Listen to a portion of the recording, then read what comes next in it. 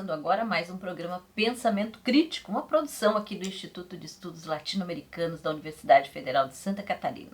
E hoje a nossa temática é a dívida pública. Vamos discutir um pouco esse tema, né, que vem tomando conta aí da discussão no campo da esquerda já há algum tempo e que tem uma larga trajetória de luta aí na discussão também da auditoria cidadã da dívida. Então vamos falar sobre isso. Começamos esse debate hoje com os nossos companheiros aqui do IELA, professor Nildo Orix e o Michael Cláudio da Silva. Michael, começo contigo. Como é que a gente pode explicar aí para o nosso pessoal o que efetivamente é a dívida pública? Bom, Elaine, eu acho que a gente pode começar primeiro dividindo, né, a dívida em dívida interna e externa, né, diferenciando esses dois tipos de dívida, né, até porque gera muita confusão. A dívida externa, ela assume sobretudo a forma de empréstimos internacionais, né, que um país ele realiza com o outro, né. Então, o exemplo mais recente que a gente poderia dizer é o da própria Argentina, né, que tem dívida em dólares, né, e por isso ela recorre sistematicamente por exemplo, o Fundo Monetário Internacional, ao Banco Mundial, tentando referenciar essa dívida, né, e conseguir mais dólares para, enfim, evitar a saída, né, de dólares que essa economia acaba sofrendo por ter que pagar para o exterior dívida em dólares. A dívida interna, ao contrário, ela é uma dívida que ela é na moeda do país, né, no caso do Brasil, portanto, em real. São títulos, né, papéis que o governo ele vende no mercado e os capitalistas que compram esses papéis, eles recebem no futuro, além do dinheiro que eles pagaram por aqueles títulos, juros, né, no futuro. Muita gente vê de forma ingênua, às vezes também de maneira oportunista, essa dívida interna, por ser em real, no caso do brasileiro, como uma dívida que poderia ser virtuosa, né, porque a gente poderia emitir, portanto, mais reais e pagar essa dívida, ou seria uma forma do governo se financiar, etc, etc, não entendendo, de fato, o que representa a dívida pública desde uma perspectiva marxista, uma perspectiva crítica, né?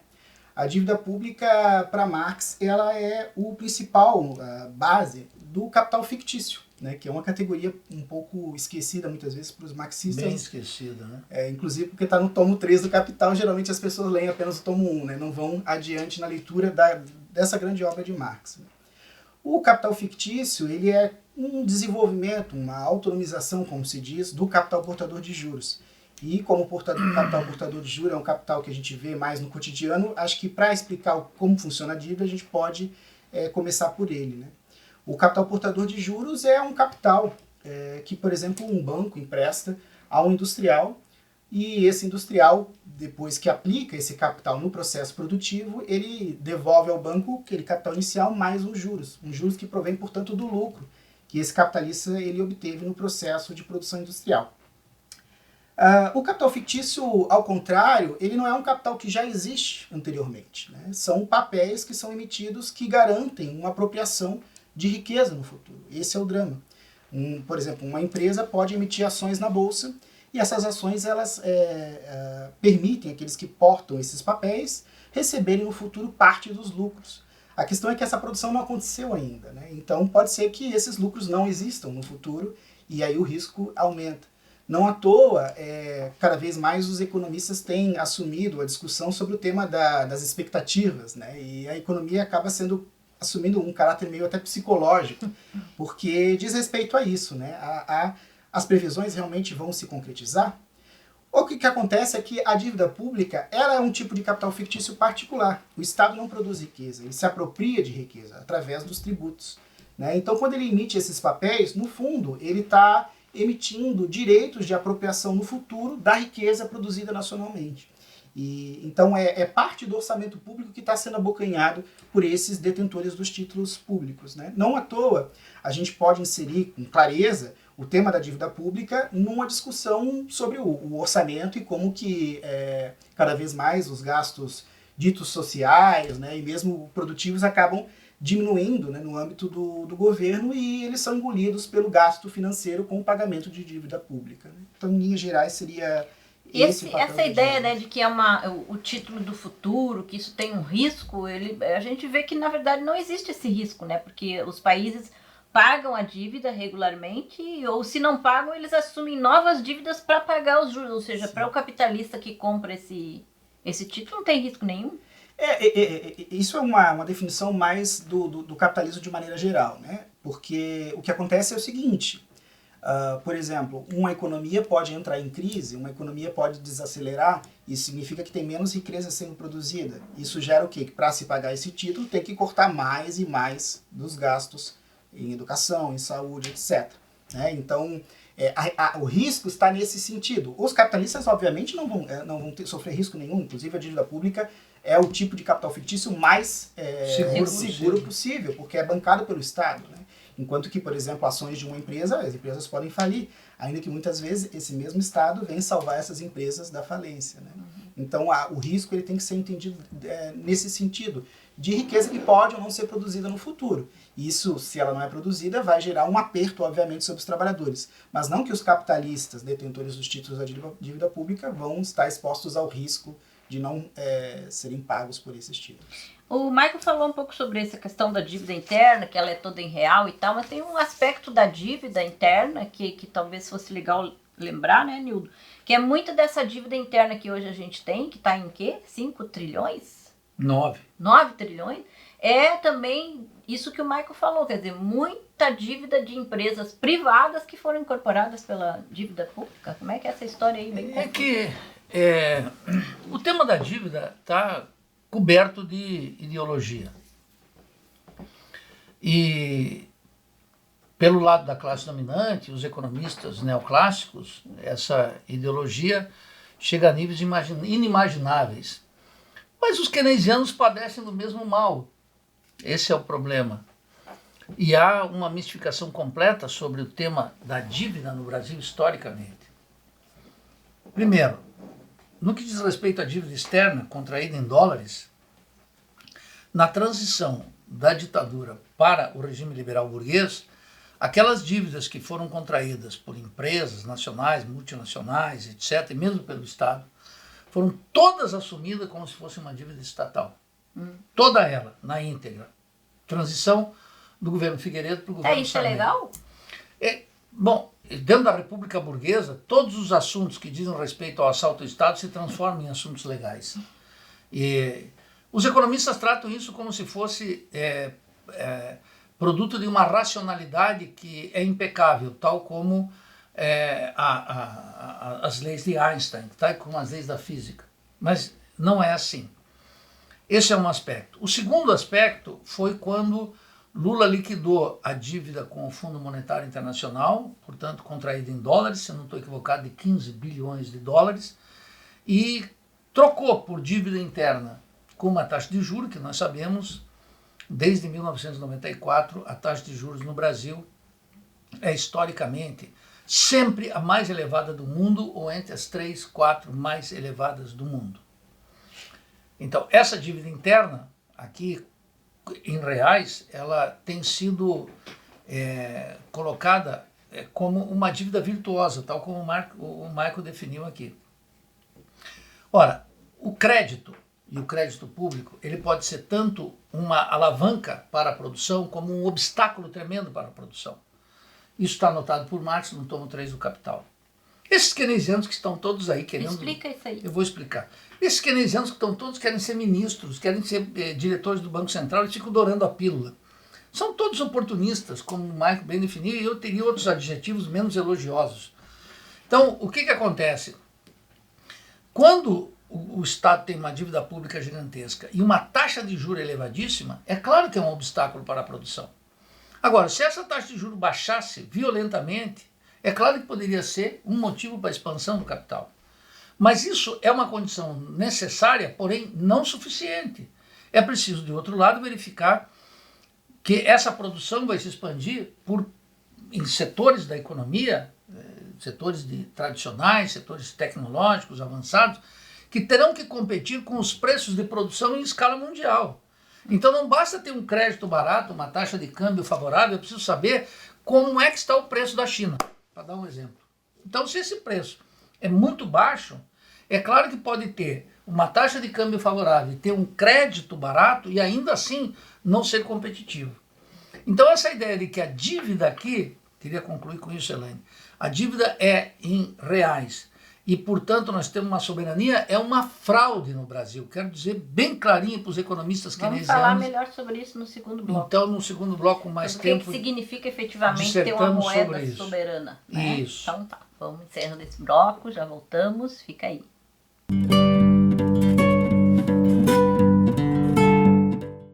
Porque hemos muchas veces conversado con nuestros estudiantes y le hemos explicado que uno puede irse del país. La inmigración existe en todos los países del mundo, pero siguen siendo patriotas. Más allá de si es revolucionario o no, el patriotismo lo lleva. El que no quiere su patria no quiere nada. Entonces, desde allí vamos trabajando, fomentando los valores. Primero, nosotros tenemos un sistema de trabajo en valores para nuestros estudiantes atletas, desde el valor de la responsabilidad, el patriotismo, la honestidad, el compañerismo, todos los valores, porque si en algún lugar se puede trabajar todo lo que tiene que ver con el reforzamiento de los valores, es en el deporte.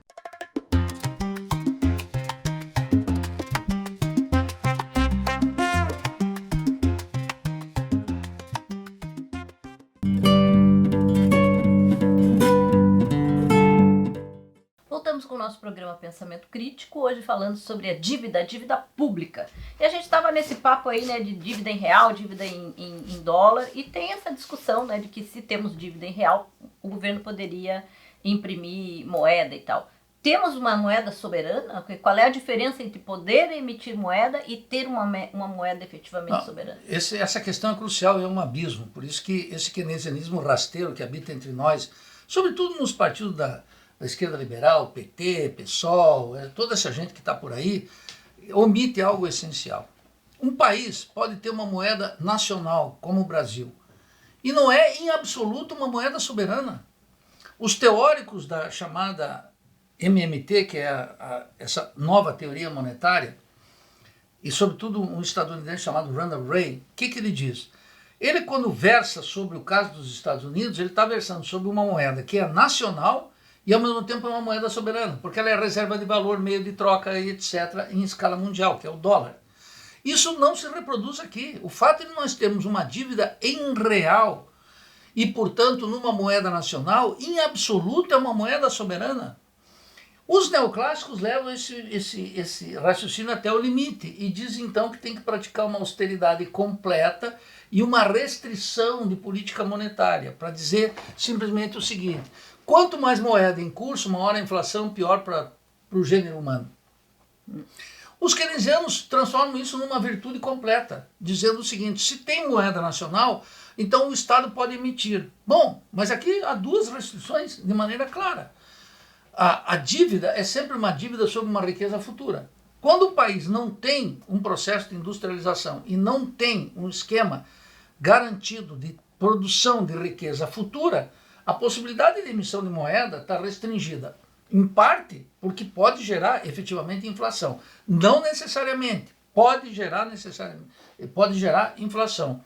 E de outro lado, é uma moeda que tem que, dada a internacionalização da economia típica de um país dependente e periférico, significa que tem que estar cotejando em dólar o tempo inteiro. Porque a internacionalização da produção é tal que o empresário capitalista, ele faz o cálculo em dólar porque ele tem que pensar que, se ele tiver que repor uma máquina que ele vai importar da China ou dos Estados Unidos, ou ele vai alugar, ele vai pagar em dólar. E, portanto, ele tem que produzir em dólar. E a moeda nacional já não é mais uma referência para ele. A taxa de câmbio passa a ser fundamental. Então, essa pirataria que está aí, de dizer que uma moeda nacional abre as portas e que bastaria, portanto, eliminar o teto de gastos, que é uma restrição autoimposta, para abrir as portas do futuro, criar demanda, fortalecer o mercado interno, expandir a produção, é uma falsidade completa. Uma moeda nacional não é uma moeda soberana. É claro que, no caso da Argentina, essa semana, nós estamos aqui, que dia hoje de abril? 15 de abril? 15 de abril.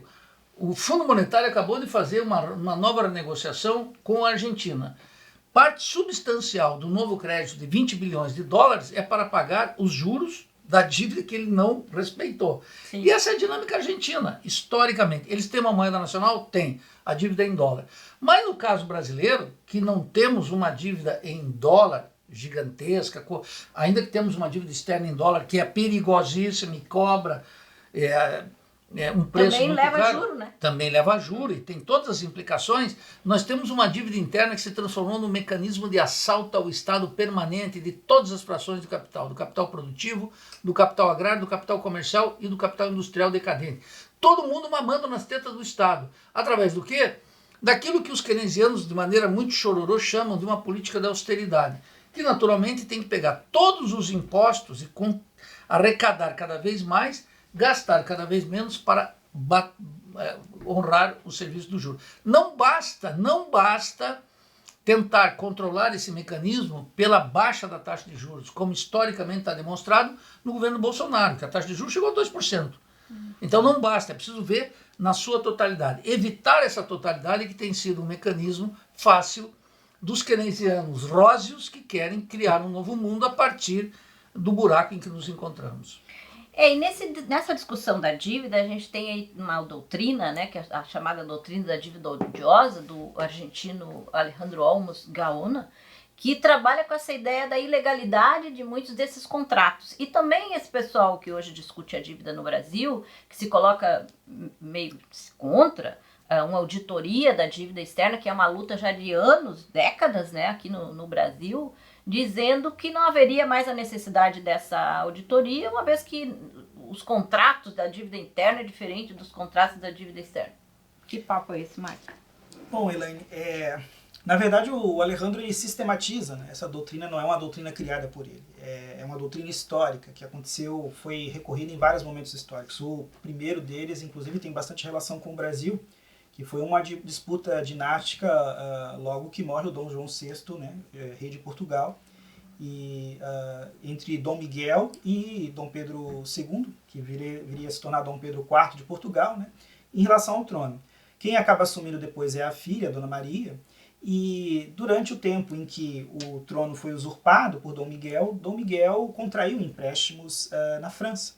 E a Dona Maria depois se negou a pagar esses empréstimos, dizendo que não, esses empréstimos foram contraídos por um governo usurpador. Posteriormente, isso apareceu em dois momentos na história principais, né, curiosamente por meio dos Estados Unidos. O primeiro foi na Guerra Hispano-Americana, entre Estados Unidos contra a Espanha, né, no meio da independência de Cuba. A Espanha cobra uma série de empréstimos, né, que tinham sido feitos, e os Estados Unidos ele consegue, na justiça, que Cuba não precisasse pagar esses empréstimos, porque esses empréstimos tinham sido contraídos no momento em que Cuba ainda era colônia da Espanha, e, portanto, não foram feitos contra a independência e a soberania do povo cubano. E aí os Estados Unidos conseguem garantir que eles não fossem pagos. E um terceiro momento é mais recente, que tem a ver com a Guerra do Iraque, né, em 2004, quando a Condoleezza Rice, que era a secretária acho que de Estado do governo do Bush, diz que seria inviável que o Iraque pagasse a dívida que havia sido contraída e que tinha sido contraída por um ditador. Isso é curioso, né, porque especialmente os momentos mais recentes, né, do Iraque e de Cuba, tem a ver com uma atuação aí dos Estados Unidos, né, dizendo que não, essa dívida é uma dívida odiosa porque é uma dívida que foi contraída ou por governos usurpadores, ditatoriais, ou foi contraída sob pressão. Mas é porque essa dívida não era uma dívida com os estadunidenses, era uma dívida com europeus. Não, e vale para eles, né? Porque a justiça, por exemplo, a dívida argentina contraída na ditadura é uma dívida odiosa. Exatamente, e isso vale para a gente. Tanto na Argentina quanto no Brasil. Nós tivemos 21 anos de ditadura no Brasil. Né? E a origem principal da nossa dívida, a origem primária, foi desse período, especialmente quando os Estados Unidos elevou a taxa de juros mundialmente, e isso endividou a periferia capitalista completa, que tinha dívidas a títulos futuros. Né? Então, a oscilação da taxa de juros afetava a dívida efetiva desses países. E em nenhum momento se apresenta, né, essa dívida como uma dívida odiosa, uma dívida que tem origem num governo ditatorial de 21 anos. E depois, posteriormente, inclusive, o processo de transição para a democracia, ele, ainda que na nossa Constituição esteja lá no preâmbulo de que vai ser feita uma auditoria, ele nunca efetivamente prestou contas a esse período da ditadura, seja em termos econômicos e sociais, o que aquilo deixou, como também nesse aspecto específico da dívida pública. Então, a doutrina da dívida odiosa ela não é uma doutrina que surge da cabeça de algum especialista, por mais que, obviamente, a obra do Alejandro Olmos seja importantíssima, né? Ele que tem um histórico aí de parceria com o IELA, mas é uma doutrina que foi praticada historicamente, especialmente pelos Estados Unidos, né? E segundo os interesses dos Estados Unidos. É isso aí, a gente vê que esse 2 pesos, 2 medidas com relação aos Estados Unidos é histórico também, né? Em tudo que é área, não só na área econômica, militar, social, etc. Enfim, vamos encerrando esse bloco, já voltamos. Fica aí.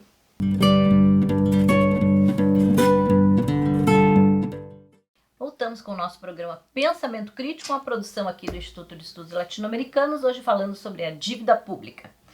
Michael, qual é hoje a situação da dívida pública no capitalismo dependente brasileiro? Qual a posição, o que significa, qual o futuro disso?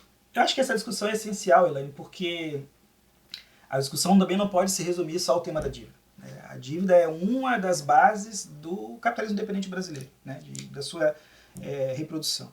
Na verdade, o que a gente tem, o Nildo ele não cansa de falar disso, é que em 94, com o Plano Real, se forma um pacto de classes, né, em que a dívida vai ter um papel essencial. A partir daquele momento, bom, já desde antes, na verdade, desde o final dos anos 80 começa um processo de transição, como, por exemplo, a abertura da economia brasileira para mercadorias do exterior, para capitais do exterior, o processo de privatização, etc.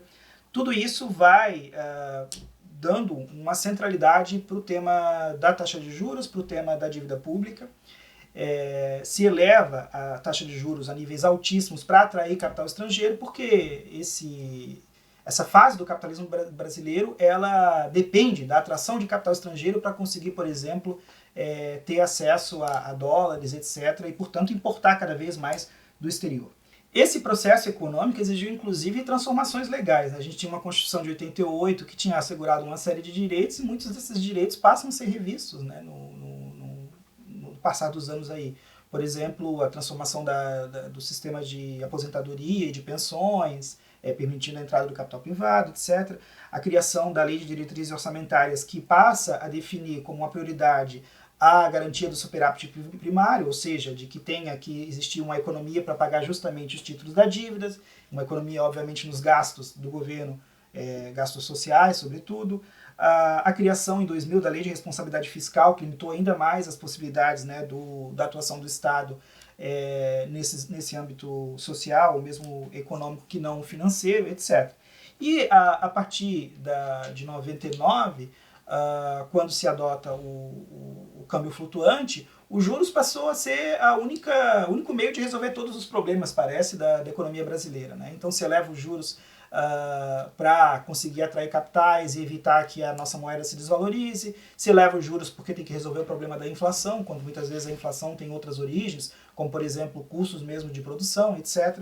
E ao mesmo tempo em que é o único instrumento de política econômica que aparece a todo tempo nos jornais e na atuação mesmo do governo, ele, por outro lado, acaba aumentando cada vez mais a dívida e, portanto, gerando essa transferência de riqueza para os capitalistas. E como o Nildo bem mesmo anunciou aqui antes, não é o capital financeiro simplesmente, né? A gente tem o capital produtivo ganhando boa parte da sua riqueza, o capital comercial, agrário, etc., com origem na dívida pública. Então a dívida pública ela passa a ocupar uma centralidade na apropriação de riqueza de todos os capitalistas brasileiros e inclusive possibilitou acomodar interesses, né, numa transição entre um momento da nossa história em que a indústria tinha um peso muito maior com esse momento atual. Na verdade, o que se faz nesse processo é garantir que esses capitalistas perdedores, né, que nesse processo de fim de indústrias, pudessem ter a sua riqueza assegurada através do assalto ao Estado, como o Nildo não cansa de falar. Ou seja, não perder, né? E o mais louco é que agora, nesse mundo dos influencers, dos youtubers, etc., tem toda uma discussão também de que qualquer pessoa, tu aí, pode colocar R$10 no Tesouro Direto e também lucrar com a dívida brasileira, né? Isso é uma loucura. Isso pode, desde que respeitado uma condição que o sujeito, qualquer um, tenha dinheiro para comprar. Segundo, o montante da dívida pública que está na mão do Tesouro Direto é minúsculo, é uma coisinha de nada. Eu diria, dou um calote total na dívida e asseguro para esse, inclusive, o dobro do valor de face do título. Asseguro a poupança popular e damos um calote nos banqueiros. Está assegurado, sem nenhum problema. Há uma tremenda mistificação aqui. Se nós temos um capitalismo dependente de natureza rentística, significa que o núcleo racional desse sistema é o sistema da dívida. E é por isso que a Auditoria Cidadã da Dívida cumpre uma função política e ideológica de primeira instância. Não se trata, como o Michael mostrou aqui, sugeriu, de um problema de natureza moral. Quer dizer, nos roubaram e nós temos então que fazer um ajuste de contas. Não, não, não. Esse sistema está plasmado de ilegalidades. Completamente ilegal nas normas do Banco Central, na Comissão de Finanças do Senado, nas formas de contratação, nas formas de renegociação, nos mecanismos pelos que se faz. Então, há uma ilegalidade completa aí que tem que ser investigada, não é um problema de natureza moral, é um problema de legalidade. Segundo aspecto essencial é que, na medida em que esse capitalismo abandonou o seu orgulho burguês industrial, típico do milagre brasileiro e do governo Geisel, que sucumbiu na história, é uma reminiscência, não restou para todas as frações do capital uma compensação extraordinária, que é oferir lucros com os títulos da dívida pública, de tal forma que a grande maioria dos recursos dos impostos são destinados para assegurar a renegociação permanente ou garantir lucros extraordinários, garantidos pela taxa de juros, a todas essas frações, que contemplam uma partezinha, fundos de pensão, alguns trabalhadores, etc., mas o grosso, 90%, está na mão dos capitalistas. Então a Auditoria Cidadã da Dívida, ela toca no tema da legalidade, da produção da dívida interna medida em reais, contratada ao arrepio da lei, com todo tipo de ilegalidade, violação, algumas inclusive contratadas ao amparo de memorandos do Banco Central sem legislação específica que devem ser investigados. Segundo, a ideia de que se fizermos uma auditoria, e quero recordar aqui, um deputado, Ivan Valente, do PSOL, conseguiu o número necessário para fazer uma auditoria da dívida, e a presidente Dilma, de maneira irresponsável e cúmplice com o rentismo, o que fez? Vetou essa possibilidade. O que dizem os defensores da estabilidade da República Burguesa? Que se finalmente for feita uma auditoria, o governo cai. Amanhã não vai mais anoitecer, e as estrelas não brotarão mais na noite. E os sapos deixarão de existir.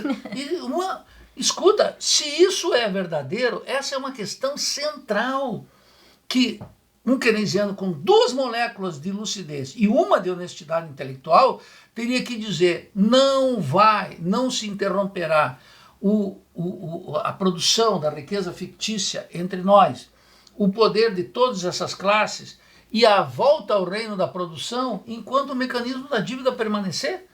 São 2 opções de vida ou morte.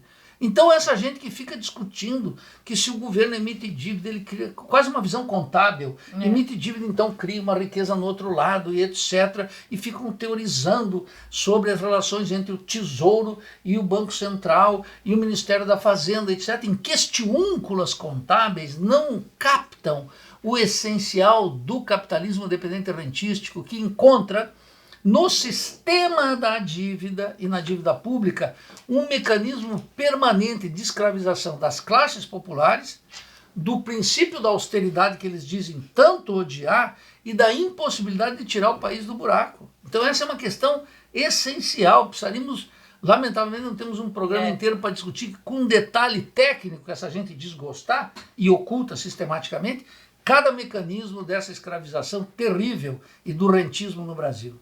E só basta olhar a pizzazinha lá que a Auditoria Cidadã divulga sempre, é mostrar que praticamente metade do nosso orçamento vai para esse pessoal. Quer dizer, tem uma turma aí que ganha muito dinheiro, enquanto que as outras partes das fatias, saúde, educação, segurança, tarará, pouco dinheiro, pouco recurso. Quem perde? Quem perde é a maioria da população. Quem ganha?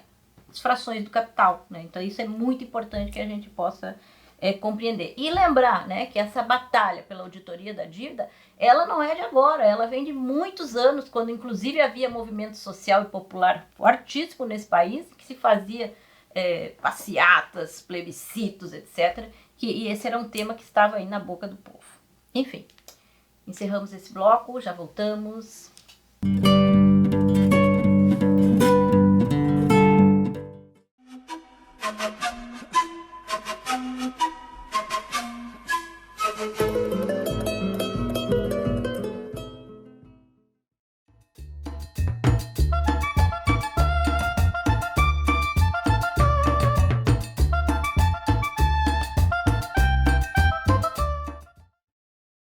Arturo Jauretti nasceu em 1901, escritor, advogado e ativista político, sobretudo argentino.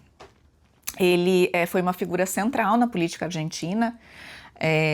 Ele ousou pensar e defender uma emancipação da história argentina, né, pensada pelos próprios argentinos, rompendo, portanto, né, com noções de subserviência naquele momento, advindas do imperialismo, sobretudo do Reino Unido. Ele vinha de uma família conservadora, então ele mesmo se colocava como um conservador, e desde o início entendia como era difícil transitar entre o que ele via ou chamava, né, dos dois mundos. E em 1919 ele inicia a transição, saindo do conservadorismo, indo para o radicalismo, quando ele conhece o presidente da Argentina naquele momento, Hipólito Yrigoyen, que era partidário da União Cívica Radical. Ele teve também dois momentos de rompimento com o conservadorismo, que foi o estudo da Revolução Mexicana, né, por um lado, e o papel do Alfredo Palacios e do Homero Manzi, o Manzi um cancioneiro popular e o Palacios o primeiro deputado socialista do Congresso da Argentina e o primeiro eleito no próprio continente americano. No início da década de 20, ele então faz a transição, ele vai participar da União Cívica Radical e da União Latino-Americana, que era uma organização claramente anti-imperialista. Inclusive ele vai dizer na sua biografia como era fácil fazer anti-imperialismo naquele momento. Em 1930, quando acontece o golpe contra o Yrigoyen, ele vai às ruas, vai protestar, ele é preso nesse momento, né? Ele vai sofrer tortura, vai presenciar a tortura sendo cometida. Ao retornar da prisão, ele percebe que a União Cívica Radical começou a se acomodar por receio, por medo dessas prisões, e ele vai formar, então, junto com outros ativistas, inclusive o Raul Scalabrini Ortiz, a Forja, ou Forja, a força de orientação radical da jovem Argentina, e que vai atuar, então, nesse revisionismo histórico, com uma perspectiva nacionalista, né, e antiliberal. Tá? Inclusive o lema da Forja era: somos uma Argentina colonial, queremos ser uma Argentina livre.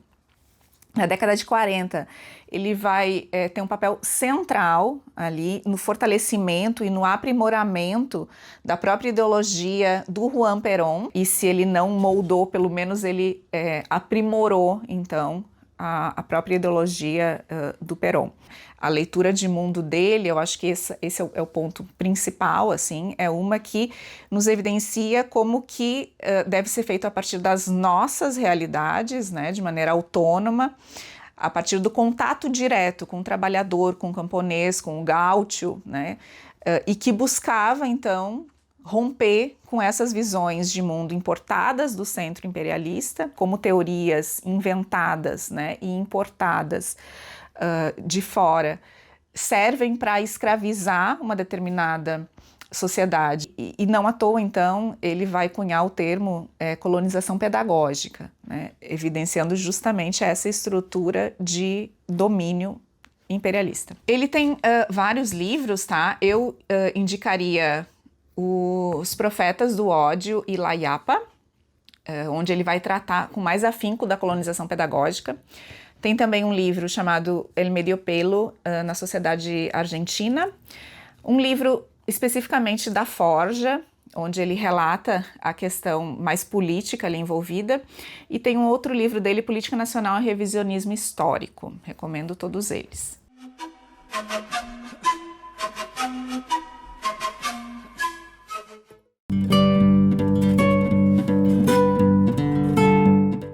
Voltamos com o nosso programa Pensamento Crítico, uma produção aqui do Instituto de Estudos Latino-Americanos. E gostaríamos de lembrar, né, a importância da leitura desse livro do Alejandro Olmos, que ainda não está traduzido em português, infelizmente, né, tem que dar uma batalha aí para traduzir, chama-se La Deuda Odiosa, A Dívida Odiosa, que é um trabalho realmente muito importante para a gente entender todo esse processo, o mecanismo da dívida, né, que toda a América Latina sofre. Michael, então para esse último bloco, né, para a gente encerrar aí essa nossa conversa, e qual seria a importância da auditoria da dívida hoje, já que tanta gente já está dizendo que nem precisa mais ter auditoria, que a gente consegue resolver os problemas sem auditar? Antes, Helene, só mencionar que, já que você falou sobre o Alejandro, né, ele inclusive recentemente lançou mais um livro, dessa vez sobre o FMI na Argentina, né? E sobre a auditoria da dívida, eu acho que a auditoria ela cumpre um papel essencial, que é escancarar o assalto ao Estado, como o Nildo fala, né, e, através da dívida pública, mas não só disso, nas relações ilegais, criminosas, né, em relação à dívida, historicamente, que não se limitam, inclusive, essa relação de assalto ao Estado à dívida pública, né? A gente pode pensar também, por exemplo, aí a quantidade de subsídios e isenções fiscais que são dadas aos capitalistas, mesmo aqueles produtivos, o agro, por exemplo, plano safra, etc., que abocanham também recurso do Estado para além dos juros que eles já ganham. Exatamente. E também sobre o que o Nildo comentou a respeito dessa ilusão e também canalice em relação à dívida pública, né, no sentido de pensar ela de maneira meio que contábil, de que cumpriria uma função, etc., que não é apropriação de riqueza. Eu acho que isso também é fruto de, na nossa esquerda, ou melhor, na esquerda, porque nem todos são nossos, de um profundo desconhecimento do pensamento marxista e inclusive é interessante porque parece que o marxismo ele assume uma vulgaridade muitas vezes, e quando o tema vem para a economia se esquece completamente do marxismo, né? Aí o keynesianismo nada de braçada. Talvez o keynesianismo no Brasil não tenha espaço mais confortável hoje do que a esquerda, porque as nossas reivindicações se limitam a gerir ao Estado. Então, por exemplo, quando uma pessoa fala com aura de marxista, mas na verdade sendo keynesiano, de que uma auditoria da dívida aumentaria os riscos, geraria crise, é porque no fundo o horizonte dessa pessoa é gerir o capitalismo independente brasileiro. Sem dúvida. E aí a gente também tem que pensar um pouco, claro, com toda a virtude da dívida, da auditoria da dívida, mas no limite, né? Porque a auditoria da dívida ela tem que estar inserida num processo que efetivamente questione as bases do capitalismo independente brasileiro, né? Que é o processo, como o Nildo não cansa de falar, de Revolução Brasileira, no fim das contas. Não à toa a Dilma vetou o projeto da auditoria. Porque como fazer auditoria simples se o próprio governo, né, do PT está administrando o sistema? Então a base do sistema é a dívida pública. Impossível, portanto, fazer uma auditoria que afeta essa dívida se você está comprometido com o sistema. Então eu acho que esse é um ponto importante para a gente pensar. Não se trata, a função, portanto, da auditoria da dívida é chamar, a auditoria cidadã da dívida, é chamar a atenção para o assalto ao Estado, escancarar, né, as vísceras dessa fase do capitalismo independente brasileiro. Mas, de fato, um processo de auditoria da dívida teria que estar inserido num processo de revolução brasileira em que se questione as próprias bases do capitalismo independente brasileiro. Lembrando da auditoria que foi feita no Equador, e que muitos desse pessoal aí também tem feito crítica, né, dizendo, o pessoal fala da dívida do Equador, que o Equador fez a auditoria, né, deixou de pagar 70% da dívida porque foi considerada ilegal e pagou apenas 30, considerada legal, e como diz o Nildo, o mundo não parou, o sol saiu, a lua saiu, a vida continuou. Mas o que esse pessoal fala é que essa era uma dívida feita com organismos internacionais, que não é a mesma coisa e tal. Mas se a gente for observar os documentos, né, com cada documento, de cada contrato, de como que essa dívida que era privada passou para dívida pública, enfim, certamente nós vamos encontrar coisas aí que não são legais, né? Não só... O caso do Equador, vamos lá, eu participei das primeiras reuniões. Estava Maria Lúcia Fattorelli, estava Rodrigo Dávila, estava Eric Toussaint, um trotskista belga, estava Alejandro Olmos, que na prática, junto com a Maria Lúcia, lideraram aquele processo sob os auspícios de Rafael Correa. E, de fato, de 10 bilhões, a dívida se reduziu a 3 e nenhum banqueiro recorreu a cortes internacionais ou à Justiça Nacional para reclamar a ilegalidade da ação estatal. Esse é um exemplo concreto. Agora, vamos tocar num outro ponto. A contratação de uma dívida externa tem implicações em todas as chamadas variáveis econômicas, em política monetária, política fiscal, política cambial. Vamos ver a Argentina, quando ela contrata esse novo empréstimo para honrar dívidas passadas e afiançar novas dívidas no futuro, ela dá uma estabilidade no câmbio.